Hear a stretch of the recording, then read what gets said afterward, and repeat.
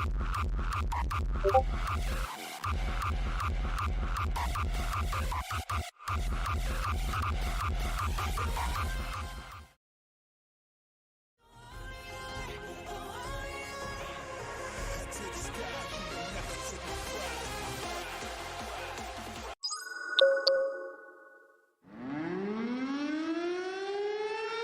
two raging intellectuals have returned. Brock and Agent X, prepare to get lit.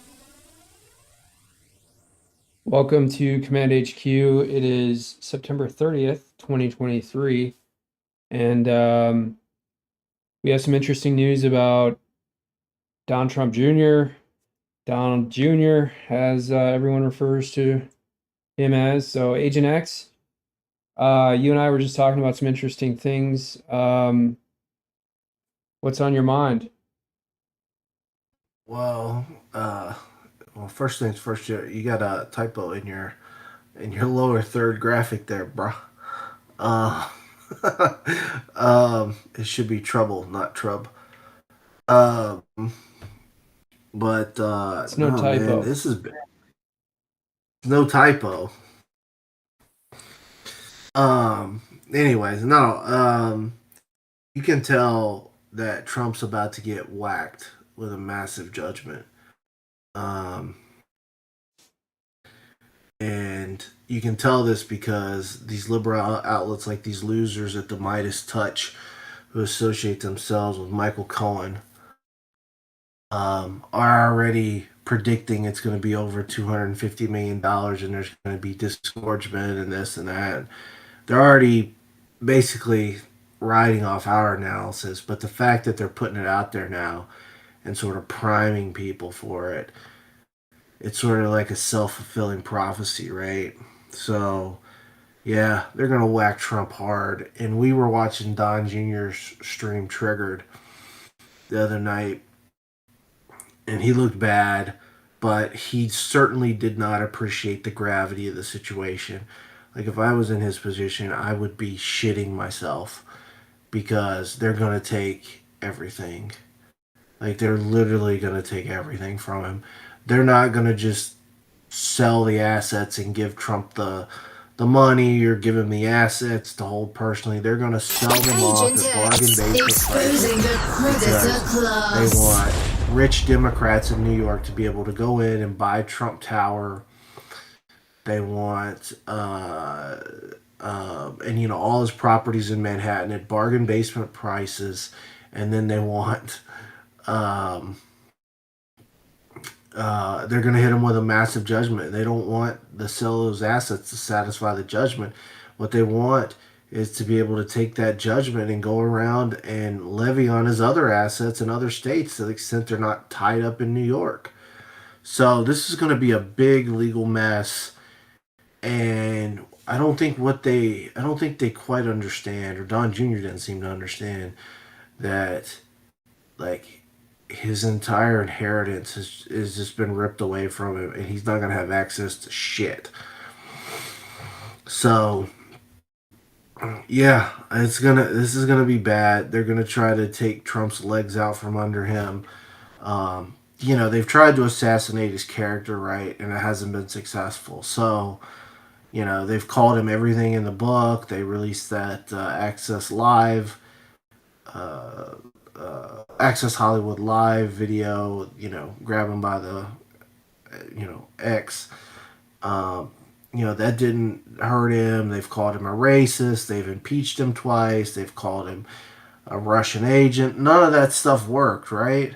And so now they're going after him and taking his legs out from under him, both financially through the civil case, and they're going to try to put him in jail. They're just going to lock him up. And I think that this is going to be the end. I mean, this is going to be the end of the country. There's no doubt about it. I mean, so just to frame this a little bit better,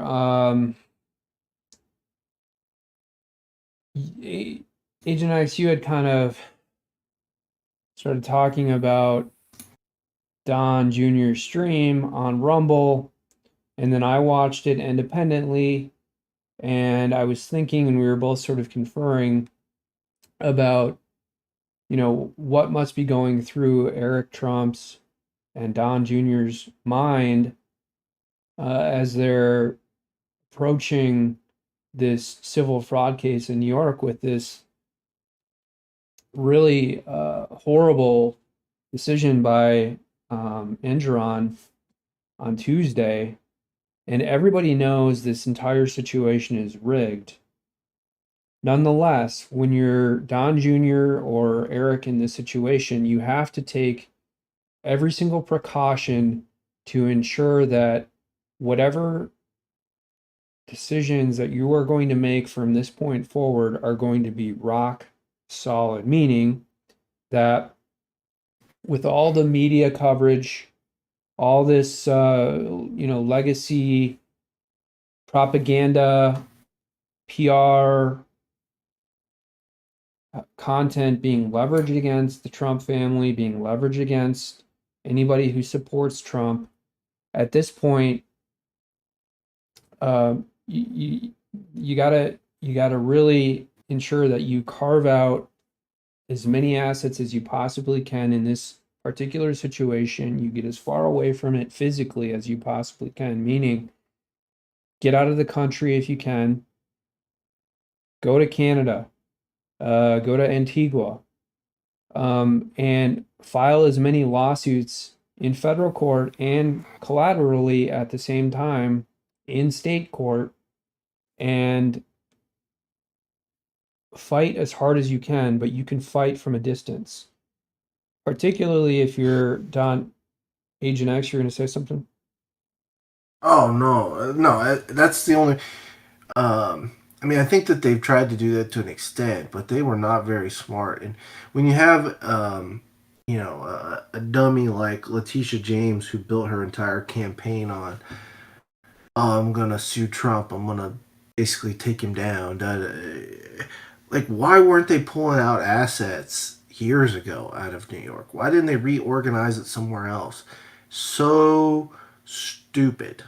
It's incredibly stupid. So, I don't know, man. It's bad. I don't think they.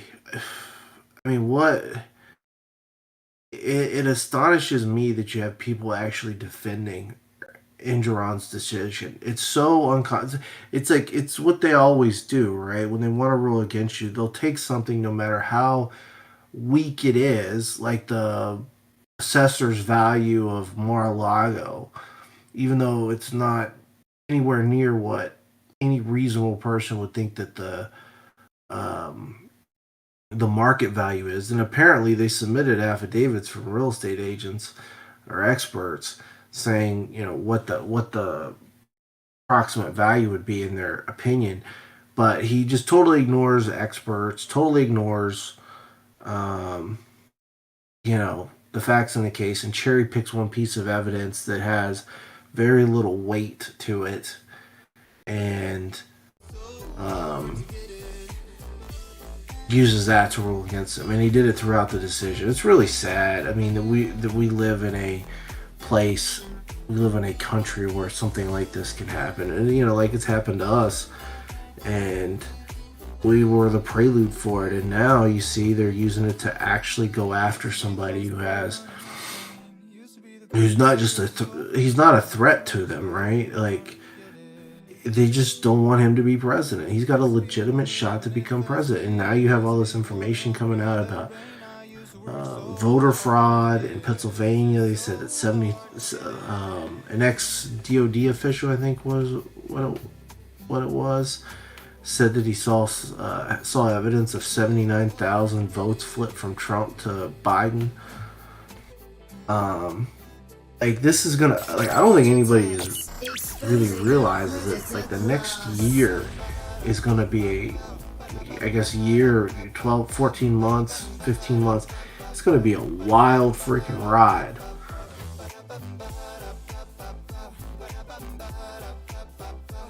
Yeah, it's going to be there's also headwinds now to get Biden out of office from the Democrats. So you're going to see this huge push to primary Biden. You're going to you saw the shutdown today, and then there's this. Well, I mean, they had Gavin Newsom at the Republican debate being interviewed on Hannity right after the Republican debate on Wednesday.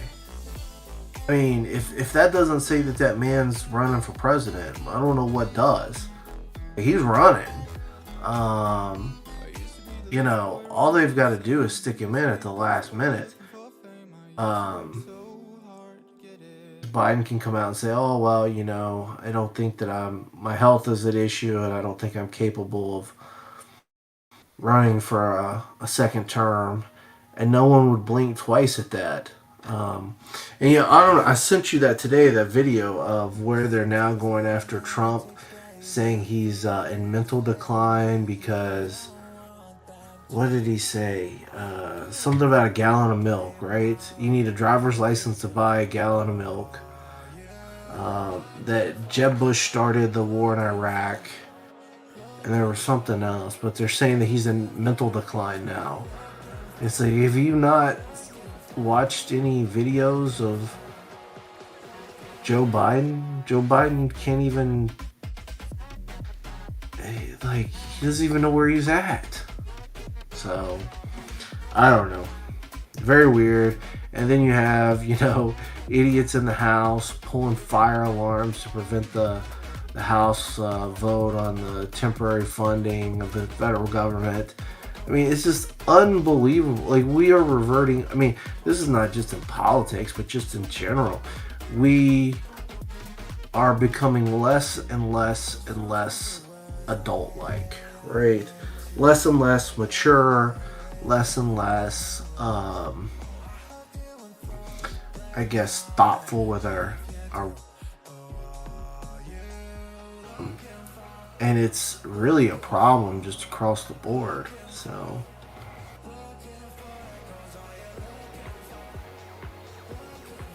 Right, yeah. Whatever happened with Jamal Bowman pulling this fire alarm seems to be suspicious. He's saying that he accidentally pulled it, but it was right before they were going to vote or something. I'm not sure. I saw a tweet, an angry tweet at least, that suggested that he should be prosecuted or something and face a misdemeanor charge for obstructing an official proceeding for this. They're looking at charging him with a misdemeanor, and they're apparently filing an ethics complaint in the House against him. So, well, I guess he'd have to have some sort of motivation or something to pull it.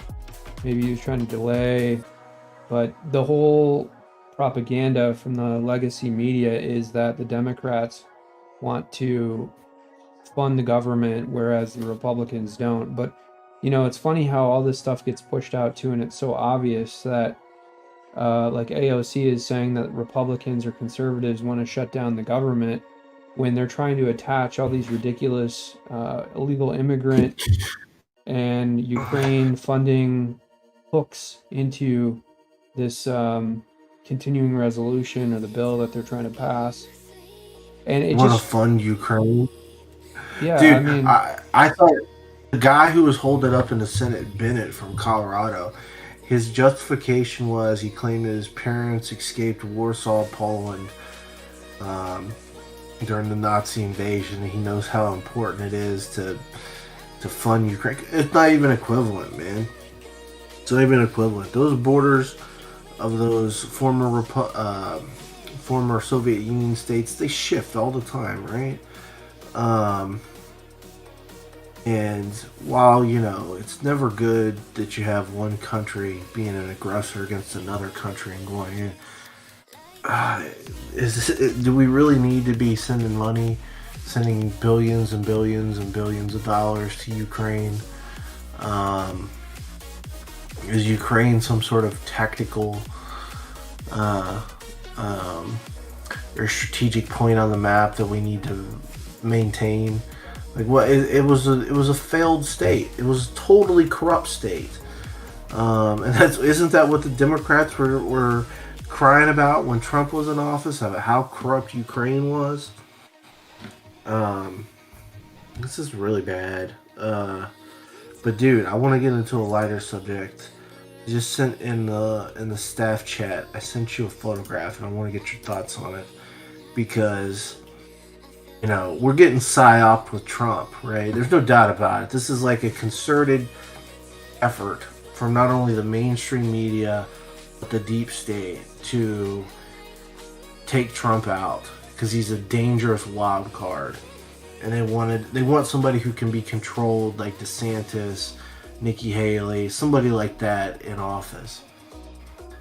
I want to get your thoughts on this image that I sent you because everything is a distraction, right? So Taylor Swift and Travis Kelce.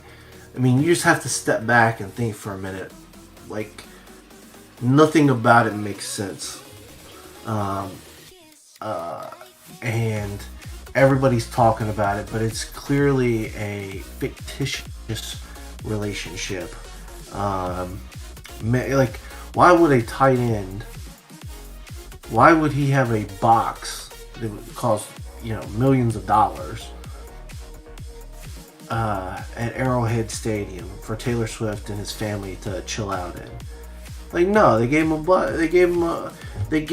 a booth, right, or a suite, because this was all made for TV drama. It reeks, and this guy is out. I can only see part of the tweet. And this guy is out doing commercials to encouraging people, him and his mother encouraging people to get the vaccine, and doing commercials for Bud Light. I mean, dude. Anyways, so there's lots of theories about her, but this is one that she's some sort of clone or offshoot of this Satanist. And it's really funny because, she has a lot of Illuminati and satanic symbols and things in her album covers. Some of her lyrics sort of reference weird things. So I don't know about it. What are your thoughts? Yeah, I know. I'm trying to fix that right now. How do let's see. I mean, a vamp. There we go. I fixed it. Okay. Well, I changed a few settings on the stream, so I'm we don't have a producer, so I do all this stuff myself. Taylor Swift. To remember. Yeah, it was one thing. Remember, she had that song. She's like, there was like a homophobic lyric in it, right? I think it was on like her first or second album, and they've subsequently went back and they've edited it. But she gets no heat for having, a pretty serious gay slur in a lyric. And that she gets no heat for. It's amazing. I was like, I don't know, man. Agent X exposing the predator class. I think you're right. I think you're right. I think that there's something. So she's been pretty reserved about her criticism of Trump, for example, and not to take it back to Trump, but she is, she has talent, of course. She's Taylor Swift, but there's a reason that she became so popular so quickly. And her father was apparently, and I don't know much about this, financial manager of sorts, maybe a hedge fund manager, something along those lines. And, she was brought up in a wealthy family, certainly upper middle class, but probably even wealthier than that. And she's pushing this narrative, like she didn't push back on any of the um, crazy propaganda that we saw in the last 5 to 7 years. And she sees herself kind of as this trademark person responsible for young girls and young women. And she's sold out. I mean, there's no way around that. And so, especially when these musicians sell out, you can't trust anything that comes out of their mouth because they could be pushing anything. You don't know who paid for their, promotional material, their concerts, anything they do. But they, they're just basically a bought commercial. They're an advertisement. Right, you become almost a character, right? You're not a person anymore. You're a billboard or a character on a billboard. I don't know, bro. It's just it just bothers me, that we don't get anything real or authentic anymore. Why would Travis Kelce's family have a box? That's crazy. Like, those are corporate suites. We've both been in boxes before. Like, individuals, they don't give them to team members. Even Giselle had to sit in the stands when Tom Brady was playing. It's clearly propaganda. You have to sort of dig deeper to figure out why.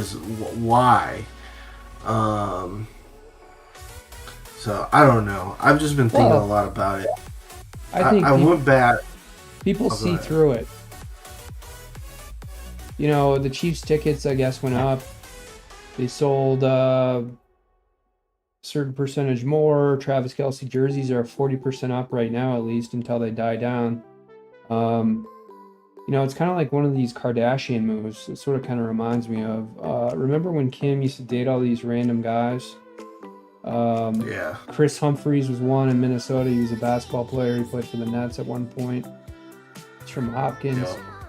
And he actually figured out Kim Kardashian really quickly, and she tried to force him to be on Keeping Up with the Kardashians, a reality show back forever ago, and he was like, I'm not even gonna do this. I'm not having it. I think he did like an hour and he was like, I'm done. And I think they did some sort of like faux marriage. So that's probably what you could expect in this situation, is maybe Taylor Swift does some sort of fake marriage with Travis Kelce. But again, Travis Kelce, he's doing Pfizer commercials. He's taking money from the Predator class. And now he's involved in basically this whole hoax. It's kind of a reverse hoax almost of the Amber Heard, Johnny Depp abuse claims. It's just, the positive sort of hoax reverse of it, which is, oh, let's just do this for advertising. Let's increase our jersey sales. Let's make an extra, $5 million this next month doing this. The NFL, their ratings are going down. They're on a slower decline than I think general television, obviously. But there is less interest in the NFL because more people... I feel like kids growing up today aren't as interested in sports as we were. There's a lot of other things, a lot of other sports that kids can participate in that are much, much safer, like baseball and soccer, and lacrosse is pretty brutal, but there's other things for kids to do. And I think this is partly our buddy Roger Goodell, who I've apparently dealt with in the NFL, trying to pull in viewers. I guess sort of freshen up the product, because it is kind of a stale product too. Football's becoming pretty stale. I don't know if you've watched any college games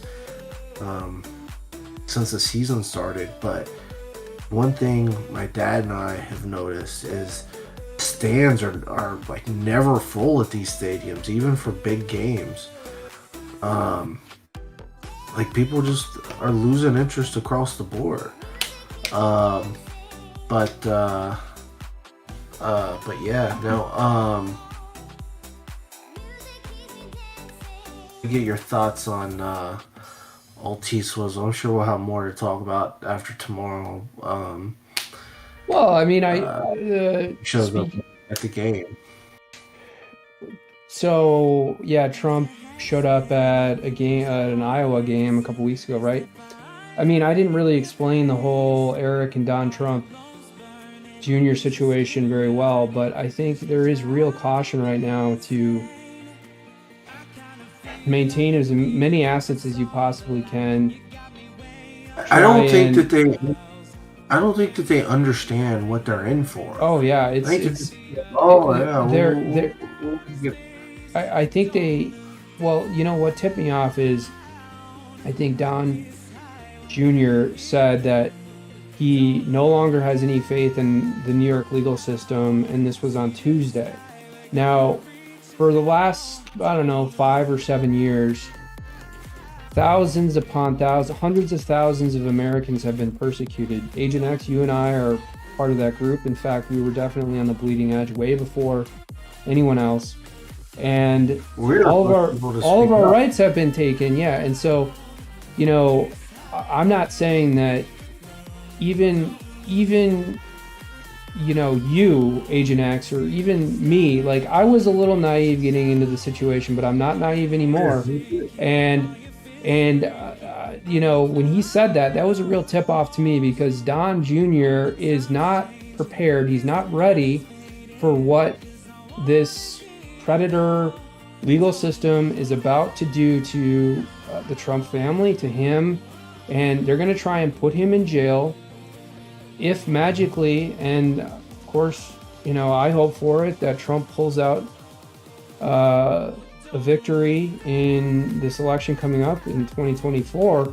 But if that happens, there's 100% guarantee that they're going to throw Don Jr. in jail.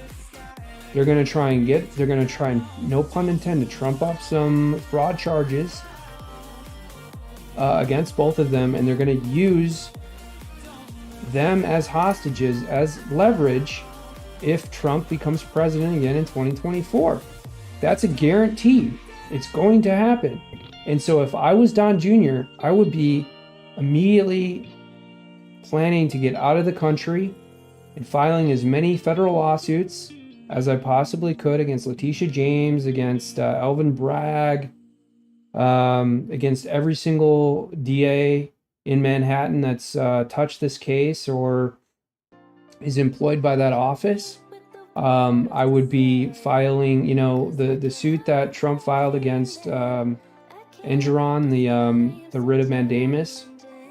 I would file as many writs of mandamus or writ of prohibitions against these judges. I would be filing. I think they do have one, but yeah, I would have a two-step strategy. I would be trying to figure out any which way to get as many assets out of there as I could, and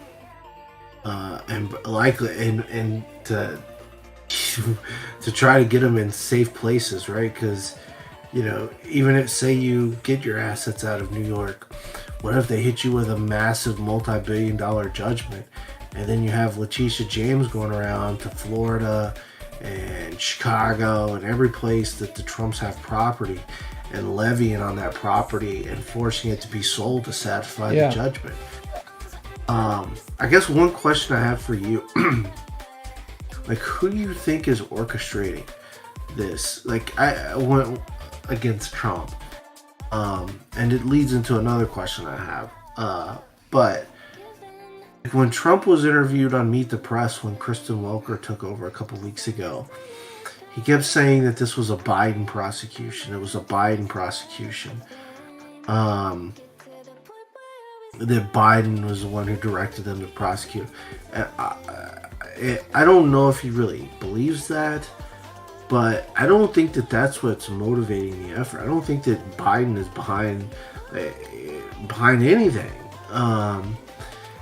I think he probably he doesn't know where he's at, right? I don't think he has the sort of the mental constitution right now to figure out to be that malicious to go after somebody. I don't even think he really knows where he's at. But it always leads to the questions like, who's orchestrating this agenda?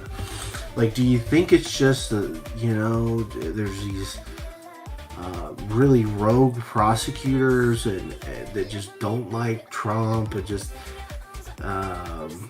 just independently going after him, or do you think that this is some coordinated effort? And if it's a coordinated effort, who's running it? Is it something as broad as just the Democrat Party, or is it just sending out marching orders, or is it? Do you think it's sort of more nefarious and there's actually, a group like the Bilderberg Group or the World Economic Foundation that are pulling these strings? The very elite predator class type people that are yanking on these strings and basically orchestrating these prosecutors like Letitia James and Merrick Garland to go after somebody that they haven't hand selected and haven't kind of approved to be president. He's sort of a wild card, if that makes sense.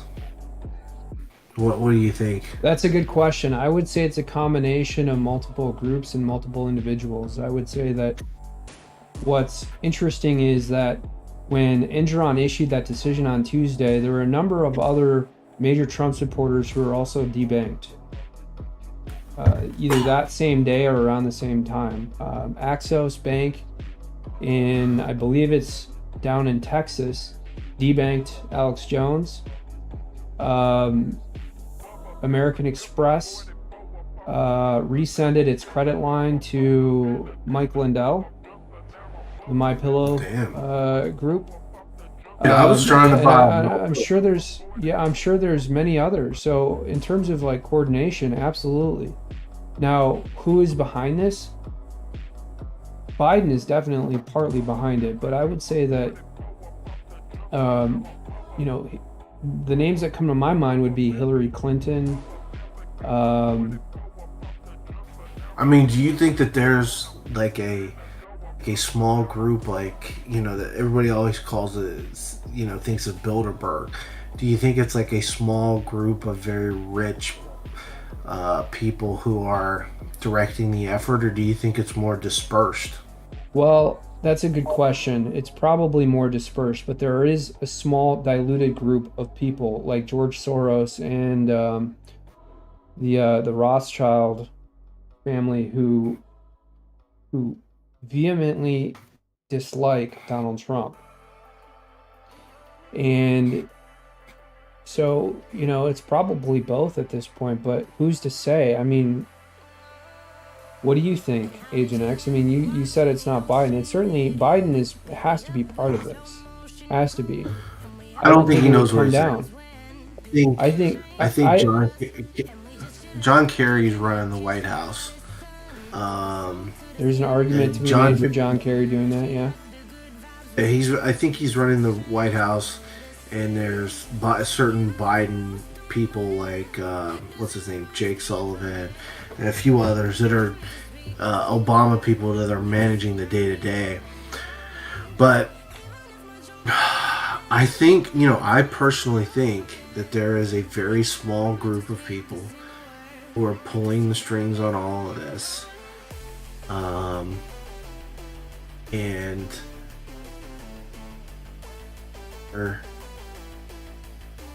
they're basically affecting, or they're basically having these very thug-like people carry this stuff out for them. So, like, we already know that the New York courts, just the fraud and corruption is rampant. When we have a a woman who is the chief administrative judge on in the Manhattan Supreme Court, like Deborah Kaplan. Yeah, Deborah Kaplan, who is called the Mafia Princess because her father was a hitman for the Lucchese crime family, and it's not like she didn't know.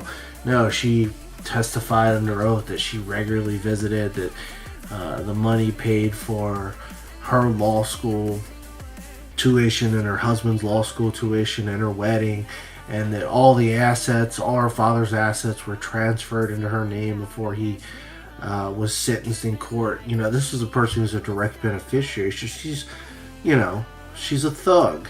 And we have people like this, running our court. Engoron, who is a total Democrat, bleeding heart liberal, has, with a Napoleon complex, has no problem wielding his power because he's smart enough to know he's untouchable, pretty much, as long as he stays in sort of his defined judge lane. And I think you have a very small group of people who have organized this. It's too organized, right? Like they all came down.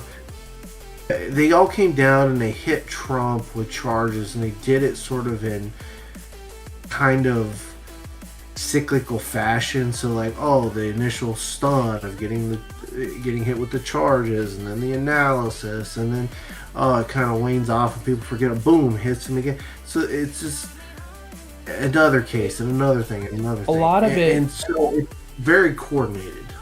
Oh yeah, and a lot of it reminds me in a much more severe and sort of global, way more hardcore, but a lot of it reminds me of how they've approached a lot of other people that they're going after in these political persecutions, including me. I was never charged with a felony or anything, but they try and overwhelm someone as much as possible when they're really going after them, and they'll trump up these, and I'm using that as a pun again, these bogus charges, like these civil fraud cases, to distract their, quote unquote target, while they're just trying to ram them as hard as they can. And they'll do this until Trump is in prison, unfortunately. And in terms of coordination, you have multiple states at the same time in succession with one another, issuing these indictments, and then perfectly in time for the election, you have Engoron issuing this ridiculous decision on Tuesday that has no bearing whatsoever to reality. I mean, Michael Hopak on Midas Touch, your favorite your boy, attorney commentator, was saying that Trump had personally overvalued Mar-a-Lago for years. And when you actually think about this, and the fact that Engoron said that it was worth between $18 and $27 million, when in fact, every single property that's 20 times smaller is worth like $100 million around Mar-a-Lago, and Mar-a-Lago has a block full of beachfront, oceanfront beach land. Mar-a-Lago is easily worth $300 or $400 million, probably even more than that. I'm not a real estate evaluator by any means, but just from a lay perspective, you can see that that's exactly what it's worth. And then you have paid liars like Michael Hopak on Midas Touch trying to parrot this argument from Engoron, and you have, and I think it's almost like controlled opposition almost. It's like paid propaganda. It's kind of like both, but they're trying to get into this independent media realm because they know that legacy media is dying to push this narrative that Trump committed fraud all these years. And no one is saying that Trump was a saint. Trump survived in New York in the midst of the mob in the 80s and the 90s. Well, the mob really wasn't operating in the 90s, but in the 80s, late 70s. You made a point there. that the mainstream media is dying, and they're basically trying to propagandize some of this independent media. And you have to think, how did a channel like the Midas Touch, ran by Michael Cohen, that hasn't been around that long, suddenly pop and have like 1.5 million subscribers? And you look at their videos and like don't have that many views in terms of the compared to how many subscribers they have. It's very weird. Well, So I think they're trying to prop up a few like so-called independent channels, to sort of spread the propaganda, if that makes sense. Yeah, and speaking of like YouTube censorship and what we know about inflated views and what we're seeing with this account and other accounts, which is anything owned by Facebook or Google will immediately demonetize and devalue the views of anyone that they don't like. And so there's an opposite here where they're actually inflating the views of Midas Touch. And more than that, they're probably pushing it out as like a featured video on YouTube so that more people inherently watch it. And then somehow, through whatever means that they have, pushing that video out as far as they possibly can get it, or their videos in general, the Midas Touch. And they never have any problems with monetization, for example, so that those guys are getting paid tons of money. And by the way, the guy who runs Midas Touch, he's a law professor at USC. I mean, Michael Cohen runs part of it, right? But the main guy, I forget his last name, he's a law professor at USC, Marsalis. And so like they have these really cushy jobs in California, getting paid what, $300,000 or $400,000. I don't know. Maybe he doesn't teach a lot of classes. Maybe he only gets paid like $70,000 for one class. But they're making sure that they're well funded to push this as far and wide as they possibly can. And at the same time, they're just misleading people, because if this wasn't Trump, Engoron would not have made this decision. Probably a fine of some sort, and it would be relatively low. And the other thing here is, we were talking about this, the asset class, in terms of how they're going to try and seize as many assets as they possibly can from the Trump family. And we were talking about Trump's plane, right? And who that's licensed through, or who owns it. Is it in an LLC? And I'm sure there's public records available on that. But I would, if I was Trump, I would, or Don Jr., I would make sure that is as protected as possible, because your main transportation to get around the country, to go to all these rallies and to see people and ultimately win, needs to be protected and can't be seized in one of these crazy bankruptcy asset forfeiture proceedings that Letitia James is kind of rigging up right now. And the other thing I think we talked about is Don Jr. probably thinks, just like Hunter Biden, and I'm not comparing Don Jr. and Hunter, they're certainly completely different people. For one, Hunter is a hardcore drug addict and criminal, and Don Jr. is not. But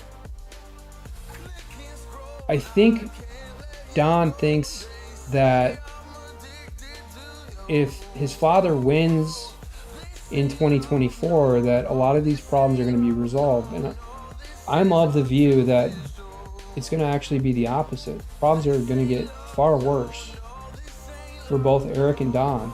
And I think maybe you mentioned this, and I was paying attention to some other things here, Agent X, but trying to produce the stream.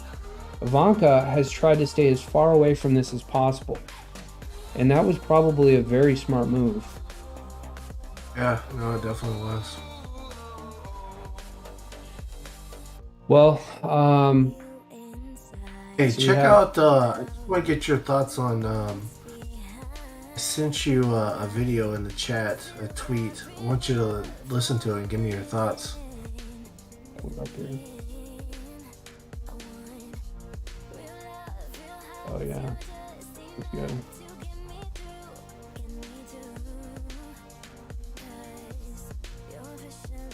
Let me. Okay. You got it? Yeah, I got it. We should really hire a producer for the stream.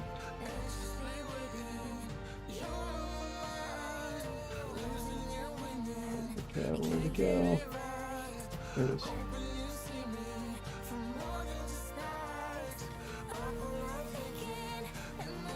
Oh, that's just the one picture.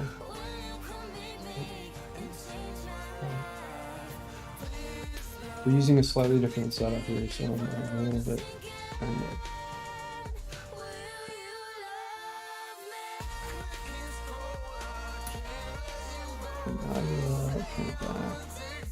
Hopefully, we can hear everything. Let's go. That's also, of course, true with COVID, right? We are.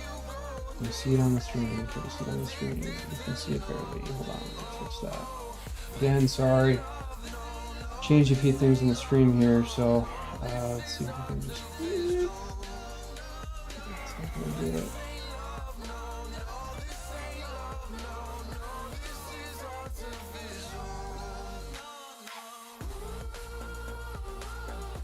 Clear capture. Boom. Got it. Right. We're all only as healthy as our neighbor is on our street, in our city, in our region, in our nation, and globally. And did we solve that? Like, did we actually manage to vaccinate everyone in the world? No. So highlighting water as a global commons and what it means to work together and see it both out of that kind of global commons perspective, but also the self-interest perspective, because it does have that parallel. It's not only important, but it's also important because we haven't managed to solve those problems which had similar attributes. And water is something that people understand.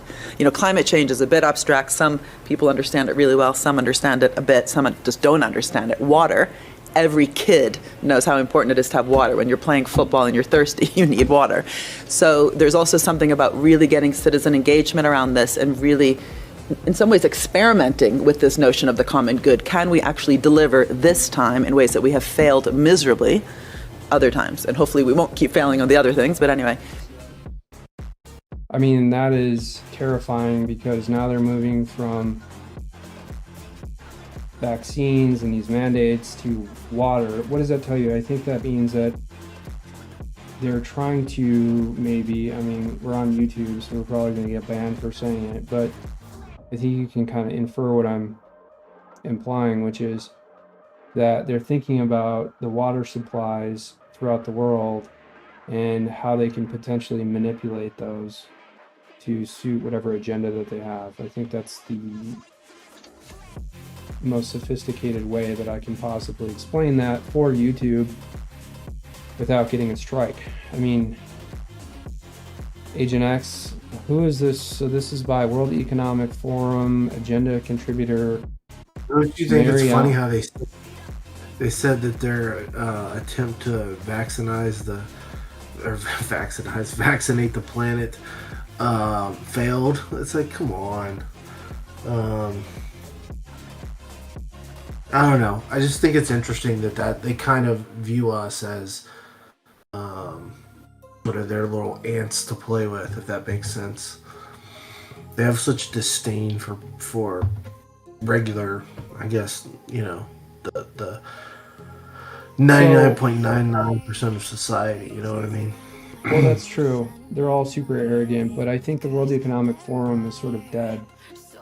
You know, Alex Jones blew a huge hole in WEF between the last 10 years, but certainly within the last 3 years. And I think they've realized that to some extent. And now I think they're moving on to even more covert stealth means, and they're looking to further consolidate wealth in the elite class.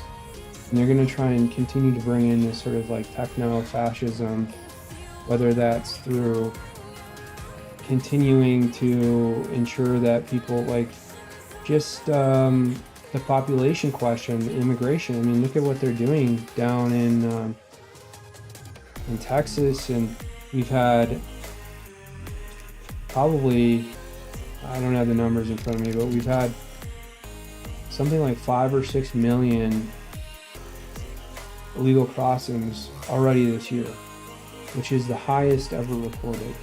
Now, the Homeland Security, or the Border Protection Agency, they're only saying that we've had 3 million illegal crossings, but you know that that's not accounting for at least 2 million. So I think, again, I think the WEF is done.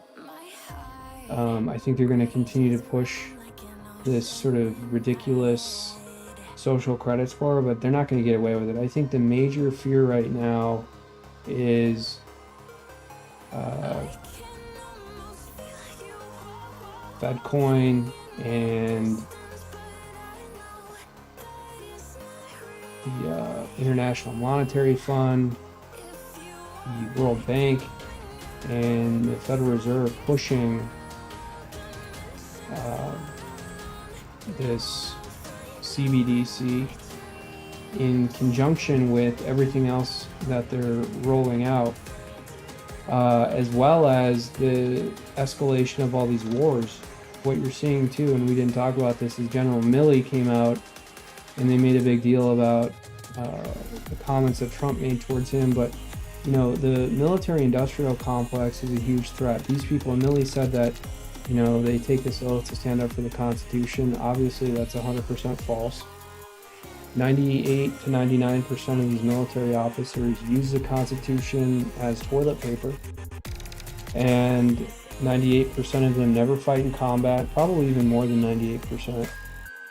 And in fact, they are a huge insult to our forefathers and mothers who have either served in the military during periods that this country was at war, or served in combat to protect the Constitution, most importantly to protect the First Amendment, due process, and of course the right to bear arms.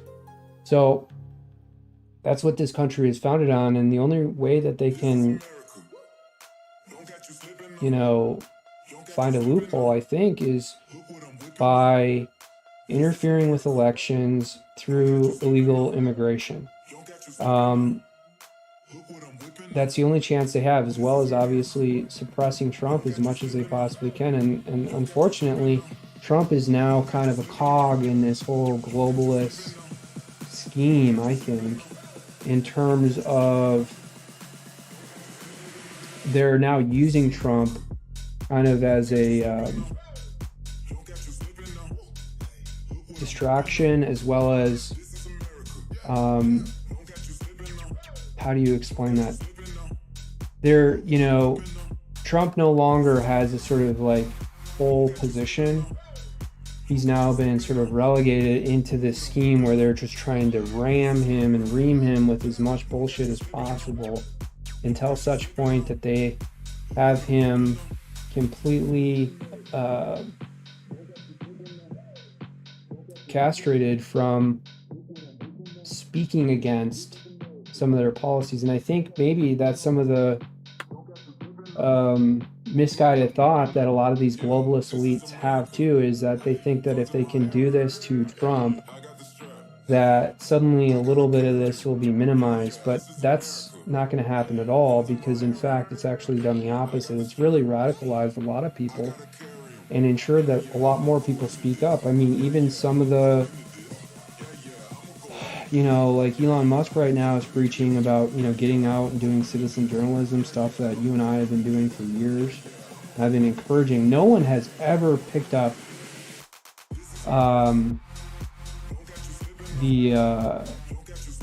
picked up where I've left off, or where you've left off, Agent X. So, you know, we've tried to pass that baton as best as we possibly could, and this is kind of even before Alex Jones. I mean, Alex Jones has been doing this for a lot longer, of course, but I didn't have inherent knowledge that Alex Jones was hitting these people as hard as, I mean, I grew up where Ted Anderson, who found Alex Jones, he had an office in the hometown where I grew up. So there was like, InfoWars stickers around and stuff. And I remember Ted Anderson, he had the Genesis Broadcasting Network in this little strip mall that was close to Schindler's. And he had these little like talk shows, and this is back in the 90s and early 2000s. So I was aware of it, and I always knew about it, but I never really knew that he was hitting these people as hard as he was, because I was hitting them just as hard with as much power that I had at that time. And I really do think that whatever your views are, of course, everyone needs to do that right now, because what's going to happen to this country and to everyone who lives here coming in, whether you're rich, whether you're poor, white, black, liberal, conservative, any spectrum, libertarian, any spectrum, green, radical communist, we're going to face something so dire in the next 7 to 8 years unless people start taking action now.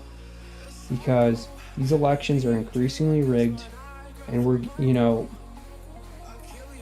it's going to, who knows when something even worse is going to happen, where they're just going to outlaw elections. I mean, what do you think, Agent X? I agree. Do you think we'd ever face a situation in this country where they would just ban elections? It's hard to imagine. It's really hard to imagine. I don't know, man. I don't know. I think we're heading down. I think we're at a path of no return. Right, and we're obviously in the decline of America, and it depends on whether this is intentional or whether there are elites. Like, is this a controlled demolition of America by this ruling class, or is there going to be people in the ruling class who fight back against China and Russia? I don't know the answer to that, but it's certainly an interesting question. So I don't know, man, but I'm about toast. I think we should wrap it up. Yeah, we are, at least I'm having some audio issues hearing you, so we should probably shut this down. If there's anything else that you'd like to say, if it's possibly going through the screen, we just kind of set up I set up a few different settings here, so we're just kind of testing them out. But no, man, I'm good. We'll post. Hopefully, we can have some call-ins next time we do this. I'll post some links, so we'll be a little more prepared. Agent X, anything else you want to say? No, man. No, I'm good. I think that's it. Tapping out. Okay, we'll shut this down. Hope you guys have a good rest of your weekend. We'll see you later. Bye. Thanks for watching Command HQ With Brock and Agent X. We'll see you next time.